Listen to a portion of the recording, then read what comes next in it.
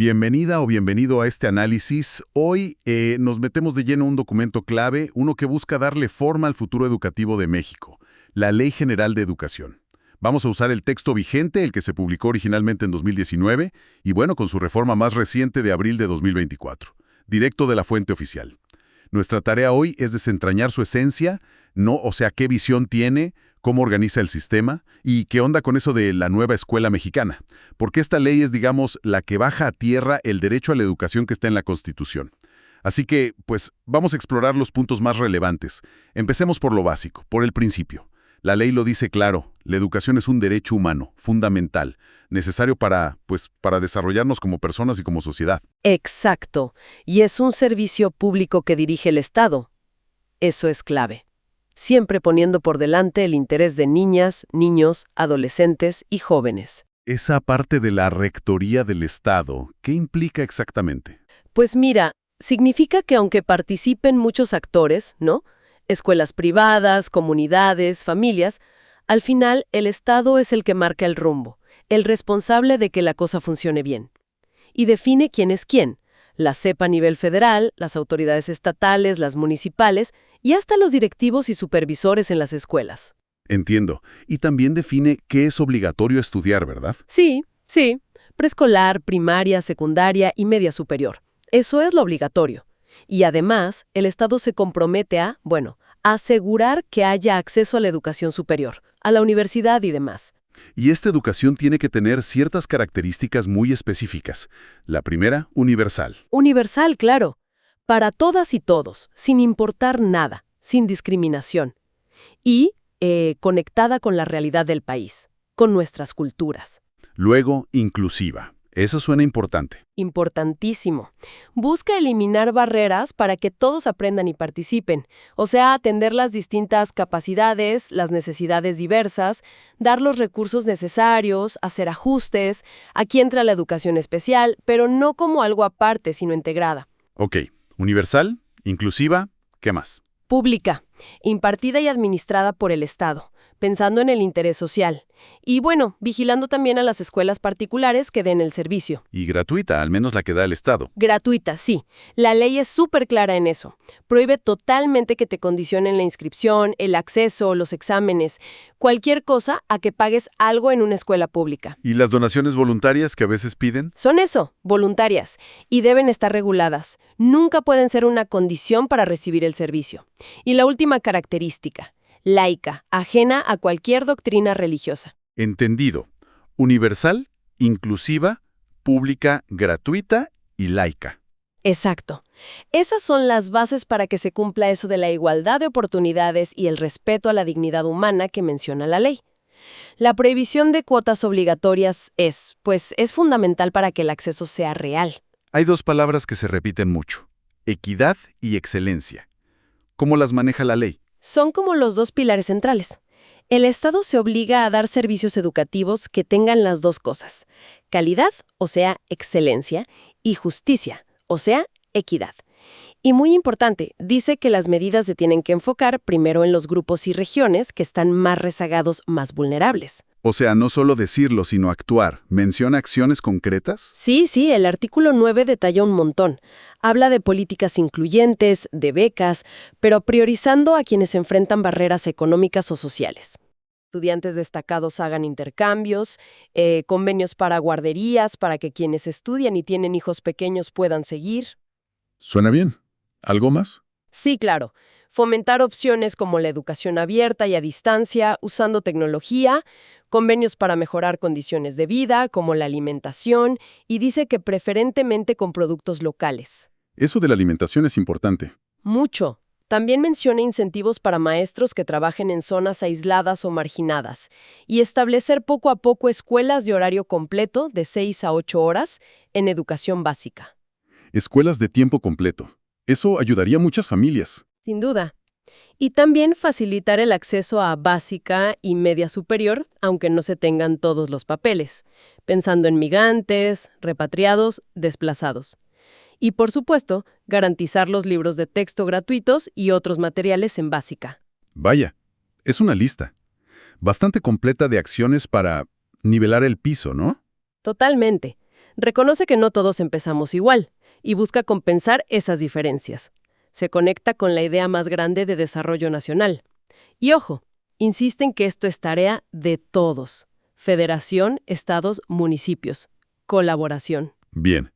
Ahora, entremos a ese concepto que suena mucho con esta ley, la nueva escuela mexicana, la NEM. ¿Cuál es, digamos, el corazón de esta idea? Mira, el objetivo principal, así declarado, es el máximo logro de aprendizaje de todos los estudiantes. Pero la NEM va más allá de lo puramente académico. Busca el desarrollo humano integral. Desarrollo humano integral. Suena amplio. Lo es. Quiere reorientar todo el sistema, fomentar la corresponsabilidad, o sea, que escuela, familias y comunidad trabajen juntas, y que la escuela sea un motor de transformaciones sociales. ¿Y cómo se come eso del desarrollo humano integral? ¿En qué se traduce? Pues la ley lo desglosa un poco. Habla de fomentar el pensamiento crítico, la colaboración, el diálogo entre humanidades, arte, ciencia, tecnología, Ajá. fortalecer el tejido social, honestidad, integridad, cuidar el ambiente, pensar en una distribución justa del ingreso, combatir la discriminación y la violencia de todo tipo, construir relaciones basadas en derechos humanos. Es una visión, pues, holística. Sí, se nota un fuerte componente de valores cívicos y sociales. Totalmente. Promueve la identidad con México, el respeto entre culturas, la responsabilidad como ciudadanos, ser honestos, justos, solidarios, participar activamente para mejorar la sociedad y cuidar el medio ambiente, la sustentabilidad. ¿Y cómo se supone que se implementa todo esto? La ley menciona un Acuerdo Educativo Nacional impulsado por la SEP. La idea es que este acuerdo vea a la escuela como un centro de aprendizaje comunitario. Centro de aprendizaje comunitario. Sí, que la escuela no esté aislada, sino conectada con su entorno. Este acuerdo también pone al estudiante en el centro, busca revalorizar al maestro como agente fundamental y que los planes de estudio se adapten a las realidades locales y regionales. Mencionaste una reforma de 2024. Ah, sí. Importante, esa reforma añadió que se debe promover la participación de pueblos indígenas y afromexicanos en la construcción de sus propios modelos educativos, dentro de este marco del acuerdo. Y este acuerdo no es algo fijo, se tiene que revisar periódicamente. Hablando de planes de estudio, la ley también define los fines generales de la educación. ¿Cuáles serían los más importantes? Son varios, pero digamos que giran en torno a formar personas íntegras, respetuosas de la dignidad humana, con enfoque de derechos humanos e igualdad. También el amor a la patria, el aprecio por sus culturas, la cultura de la paz, los valores democráticos. Solidaridad internacional, valorar la diversidad. Exacto. El respeto por la naturaleza, fomentar la honestidad, los valores cívicos, son como la brújula que debe guiar toda la acción educativa. Y para lograr esos fines, la educación necesita seguir ciertos criterios. Correcto. Primero, basarse en el progreso científico, luchar contra la ignorancia, los prejuicios, la violencia. Y además, tiene que ser democrática, no solo como sistema político, sino como forma de vida. ¿Nacional? Nacional, sí, que atienda nuestros problemas, nuestros recursos, que defienda la soberanía. Humanista, fomentando el aprecio por la dignidad humana. Respetuosa de las familias, del interés general. Promotora de la ciencia, ambiental, equitativa. Equitativa fundamental, combatiendo desigualdades económicas, sociales de género. Inclusiva, como ya dijimos, considerando todas las capacidades y necesidades. Intercultural, promoviendo la convivencia armónica entre culturas. Integral. Integral, o sea, educando para la vida completa, lo cognitivo, lo socioemocional, lo físico. Y finalmente, de excelencia, buscando siempre mejorar, que los estudiantes alcancen su máximo potencial. Son criterios, pues, muy exigentes. Relacionado con esto está el concepto de orientación integral. ¿Qué abarca? Es como la visión completa de la formación.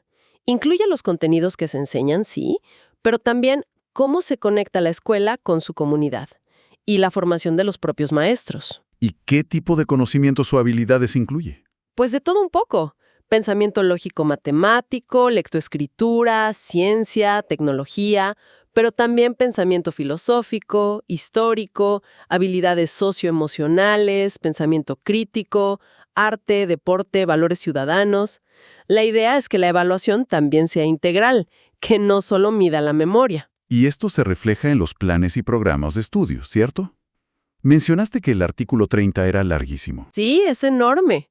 Detalla una cantidad impresionante de contenidos: matemáticas, español, historia, civismo, filosofía, ciencias, lenguas indígenas, lenguas extranjeras, educación física, educación para la salud, igualdad de género, educación sexual integral, educación socioemocional, prevención de adicciones, inclusión financiera, fiscal, emprendimiento, transparencia, medio ambiente, protección civil, cooperativismo, lectura, cultura de la legalidad, artes, música, hasta seguridad vial.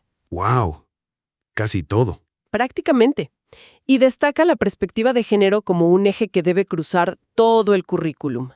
Es sin duda un currículum muy ambicioso. La SEP es la que define los planes obligatorios para básica y normal, pero tiene que escuchar a los estados, a maestros, a especialistas y permitir flexibilidad para adaptarse a cada región. Y un punto importante que mencionaste, los libros de texto. Sí, para la educación básica, tanto pública como privada, solo se pueden usar los libros de texto que autorice y edite la SEP. Es un control centralizado en ese aspecto. Entendido. Bueno, ya vimos los principios, la visión, los contenidos. ¿Cómo se organiza todo esto? Hablemos del Sistema Educativo Nacional, el CEN. El CEN es, digamos, el gran paraguas. Es el conjunto de todos los que participan: estudiantes, maestros, maestras, padres, madres, autoridades, también las instituciones, las públicas, las privadas con permiso, las autónomas, y todos los procesos que se llevan a cabo para dar el servicio educativo. ¿Y su objetivo? Coordinar todo ese esfuerzo para que se cumplan los principios y fines de la ley. Quien encabeza formalmente el CEN es la titular de la Secretaría de Educación Pública. ¿Y cómo se estructura? ¿Por niveles? Se organiza por tipos, niveles, modalidades y opciones. Los tipos son 3: educación básica, educación media superior y educación superior. Ok. Dentro de cada tipo hay niveles específicos. Por ejemplo, en básica están preescolar, primaria y secundaria. Las modalidades son escolarizada, la típica, ir a la escuela, no escolarizada y mixta. Y las opciones pueden ser educación abierta, a distancia, etc. ¿Y qué más incluye el CEN? También abarca la formación para el trabajo, la educación para personas adultas, la educación física, la tecnológica y algo importante: la educación especial debe estar disponible en todos los tipos y niveles, como parte de la estrategia de inclusión. El sistema debe ser flexible para responder a la diversidad de lenguas, regiones y culturas que hay en México. A ver, detállanos un poco más los tipos. La educación básica. La básica empieza con la educación inicial, que es para los más chiquitos, antes de preescolar. Luego viene preescolar, que es obligatorio desde los 3 años. Después primaria, obligatoria desde los 6 años. Y finalmente secundaria. ¿Y las modalidades que mencionaste antes? Sí, dentro de la básica hay distintas formas de dar el servicio para adaptarse. Está la educación indígena, la comunitaria, para zonas rurales pequeñas, la técnica, la telesecundaria, y la educación especial, que se da principalmente en los centros de atención múltiple, CAM, para quienes requieren apoyos más específicos. La ley pone énfasis en ir haciendo universal la educación inicial. ¿Y la educación media superior? Ese es el nivel después de la secundaria: el bachillerato, el profesional técnico bachiller y otros equivalentes. Aquí se busca tener un marco curricular común, o sea que haya una base compartida en todo el país, aunque luego haya distintas opciones: bachillerato general, tecnológico, intercultural, artístico, telebachillerato, educación a distancia, la modalidad dual, que combina escuela y trabajo. Y aquí también se enfoca en los jóvenes, ¿no? Sí, hay un énfasis en políticas para que los jóvenes no abandonen la escuela, para que permanezcan y terminen. Inclusión y permanencia son claves. Y finalmente, la educación superior. Ahí entran las licenciaturas, las especialidades, maestrías, doctorados y también la educación normal, que es la formación de maestros. El Estado, dice la ley, debe garantizarla. Garantizarla. ¿Eso incluye la gratuidad? La ley, con la reforma de 2024, establece la meta de alcanzar la gratuidad de forma progresiva en la educación superior pública. Es un objetivo importante, pero siempre respetando la autonomía que tienen las universidades públicas por ley. ¿Y qué más se busca en la superior? Fomentar la inclusión y la equidad también a este nivel. Se impulsa la creación de un sistema nacional de educación superior para coordinar esfuerzos y un espacio común de educación superior para facilitar que los estudiantes se muevan entre instituciones, hagan intercambios, etc. Y como decíamos antes, un punto que atraviesa todo, la necesidad de asegurar la inclusión y atender la diversidad lingüística y cultural en todos los niveles, desde inicial hasta superior. Muy claro. Ahora, volvamos a ese punto que mencionaste antes y que me parece crucial entender bien, lo de los capítulos invalidados por la Suprema Corte. ¿Nos recuerdas qué pasó ahí? Sí, es fundamental tenerlo presente. En 2019, poco después de que saliera la ley, la Suprema Corte de Justicia de la Nación revisó una impugnación y declaró inválidos 2 capítulos completos. ¿Cuáles eran? El capítulo 6, que trataba de la educación indígena, artículos 56, 57 y 58, y el capítulo 8, de la educación inclusiva, artículos 61 al 68. ¿Y por qué los invalidó? Por una razón de procedimiento, pero muy importante en el fondo. El Congreso de la Unión no hizo las consultas que debía hacer antes de legislar sobre esos temas. La Constitución y tratados internacionales obligan a consultar de forma previa, libre e informada a los pueblos y comunidades indígenas y afromexicanas y también a las personas con discapacidad, cuando se hacen leyes que les afectan directamente sus derechos. Y en este caso, no se hizo esa consulta para esos capítulos específicos. Entonces, ¿eso significa que la educación indígena y la inclusiva quedaron fuera de la ley? No exactamente así. Fue un poco más complejo. La Corte dijo, estos capítulos son inválidos por falta de consulta, pero para no crear un vacío legal de golpe, dio un plazo. Dijo que la invalidez empezaría a tener efectos 18 meses después de notificar al Congreso. Esa notificación fue a mediados de 2021. O sea, les dio tiempo para corregir. Exacto. La idea era que en esos 18 meses, que ya se cumplieron a finales de 2022, el Congreso hiciera las consultas como se debe. Y luego volviera a legislar sobre educación indígena e inclusiva, pero ahora sí basándose en lo que dijeran esas consultas. ¿Y ya se hizo? ¿Ya hay nuevos capítulos? Hasta donde sé, el proceso de consulta ha tenido avances y discusiones. Pero formalmente, la legislación específica para reemplazar esos capítulos invalidados, basada en consultas amplias y reconocidas, todavía está pendiente de concretarse y publicarse como tal. Es cierto que hubo reformas en 2024 que tocaron temas de pueblos indígenas en otros artículos que sí están vigentes, como el 14 o el 48. Pero esos capítulos específicos, el 6 y el 8, siguen formalmente en ese estatus de invalidez diferida hasta que se emita la nueva legislación postconsulta. Vaya, qué importante saberlo.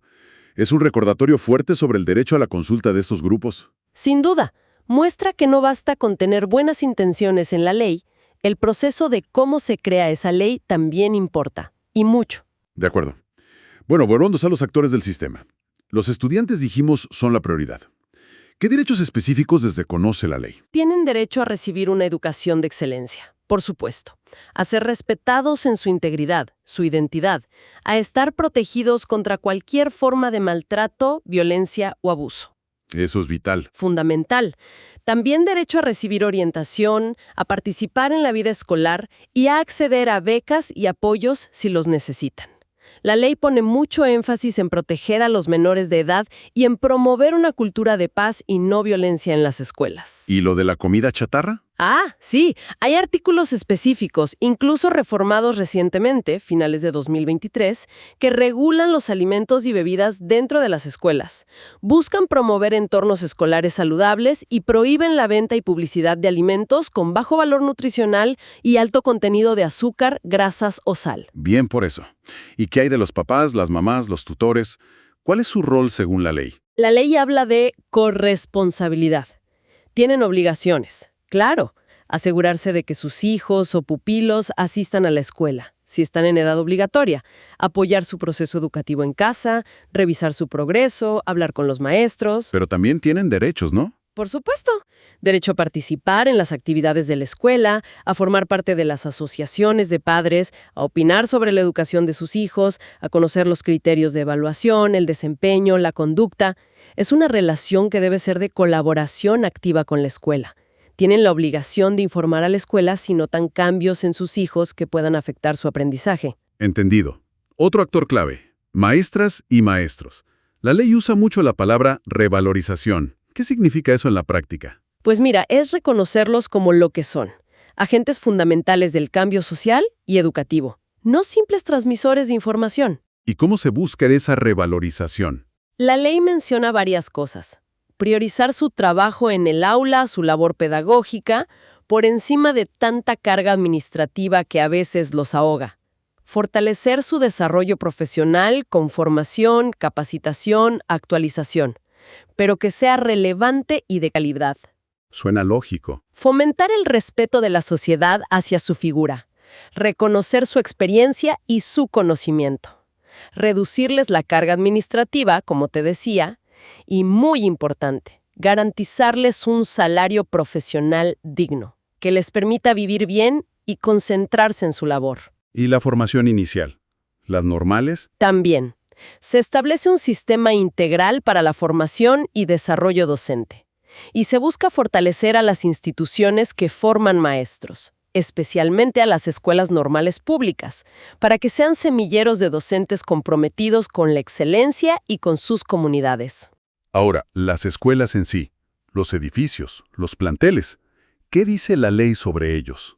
Deben cumplir requisitos básicos de calidad en su infraestructura y equipamiento. Tienen que ser seguros, accesibles para personas con discapacidad, higiénicos, deben tener condiciones que favorezcan el aprendizaje. ¿Y se prioriza a algunas escuelas? Sí, la ley dice que se debe dar atención prioritaria a las escuelas que están en zonas de alta marginación o con mayor rezago educativo, para mejorar sus condiciones físicas y de equipamiento. ¿Y cómo se involucra la comunidad en esto? Se crea una figura interesante, los Comités Escolares de Administración Participativa, CEAP.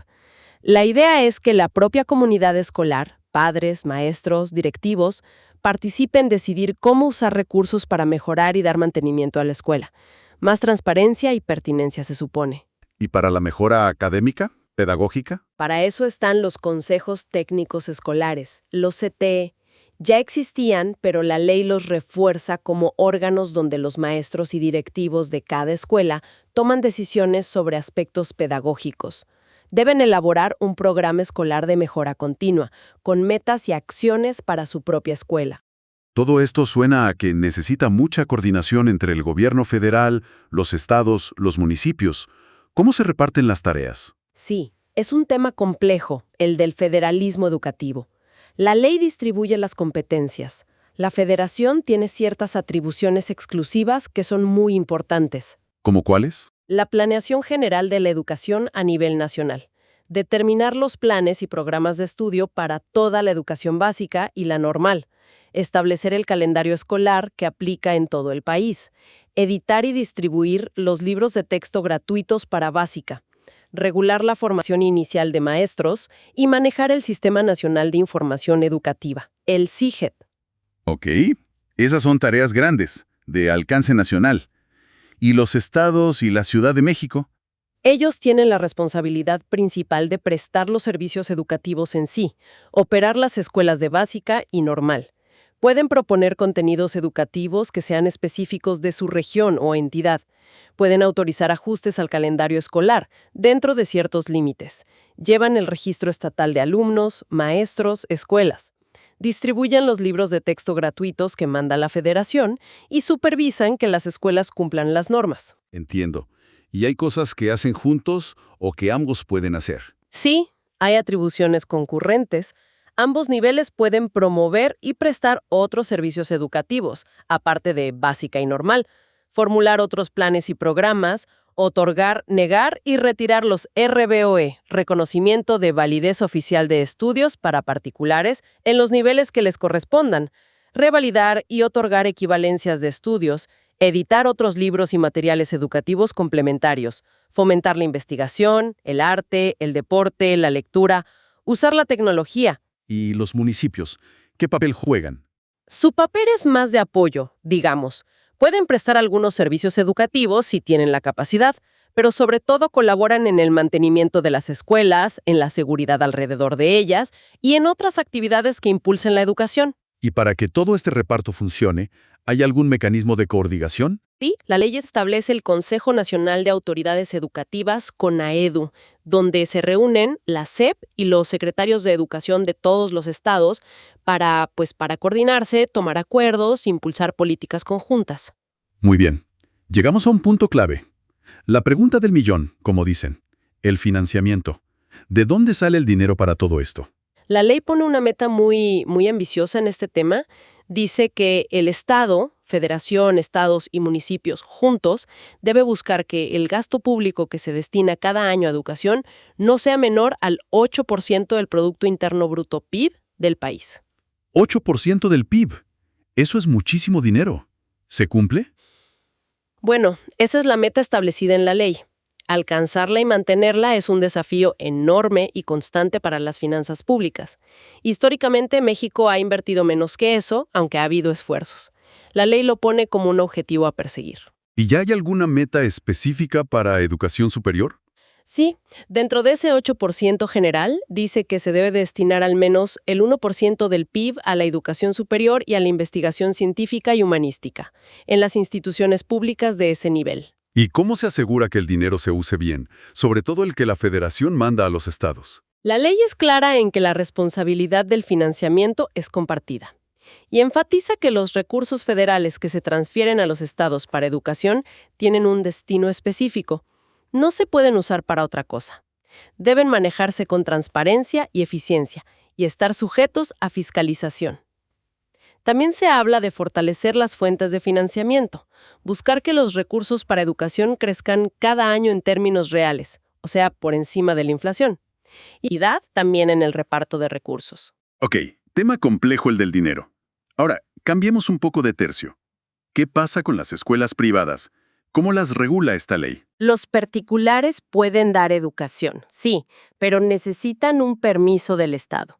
Para educación inicial, básica, preescolar, primaria, secundaria y normal, necesitan una autorización expresa. Para los demás tipos y niveles, media superior, formación para el trabajo, necesitan un reconocimiento de validez oficial de estudios, el famoso RVOE. ¿Y qué se necesita para obtener esos permisos? Básicamente, demostrar que cumplen ciertos requisitos. Tener personal docente preparado con el perfil adecuado. Contar con instalaciones que cumplan con normas de seguridad, higiene, pedagógicas y accesibilidad. Y comprometerse a aplicar los planes y programas de estudio oficiales que determine la SEP o la autoridad correspondiente. Si cumplen, al obtener el permiso, se incorporan al Sistema Educativo Nacional. Una vez que tienen el permiso, ¿tienen obligaciones específicas? Sí, claro, muy importantes. Primero, cumplir con lo que dice la Constitución y esta ley. Aplicar los planes y programas oficiales. Otorgar un mínimo de becas. La ley dice que debe ser al menos el 5% del total de alumnos inscritos por cada plan de estudios que tengan autorizado. Ah, lo de las becas es obligatorio. Sí, es una obligación legal para mantener el permiso.